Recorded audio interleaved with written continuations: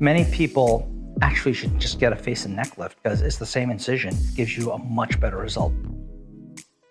There's confusion in plastic surgery, even among plastic surgeons in different plastic surgery practices and consequently patients about the terms facelift, neck lift. Part of the confusion is because we're all probably talking about different things. Some patients come in and say, I need a facelift, but they expect the upper part of the face to be addressed. And most practices, that's totally separate. When we speak of facelift at Wave Plastic Surgery, we're talking about basically this mid-face from the cheeks down to the jawline, where we make an incision, basically to 7 or backward 7, depending on which side of the face you're on. The incision comes down along the front border of the ear and stops just above the earlobe.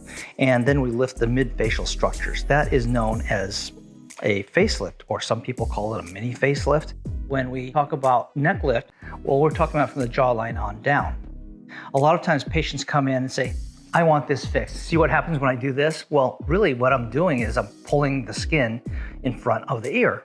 So really what I have to do in a neck lift procedure is I make the incision behind the ear, and to effectively lift it, I have to carry it in front of the ear. In many cases, it ends up looking like a facelift incision.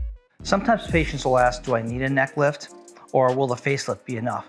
Well, the facelift procedure, which has the limited incision, will affect the jawline quite a bit, the neck very little. Now, if you see a heavy jowl, or if you have any indication of neck laxity, then I would add the neck lift to a facelift. Many people actually should just get a face and neck lift because it's a similar incision. You might as well do both, and it gives you a much better result.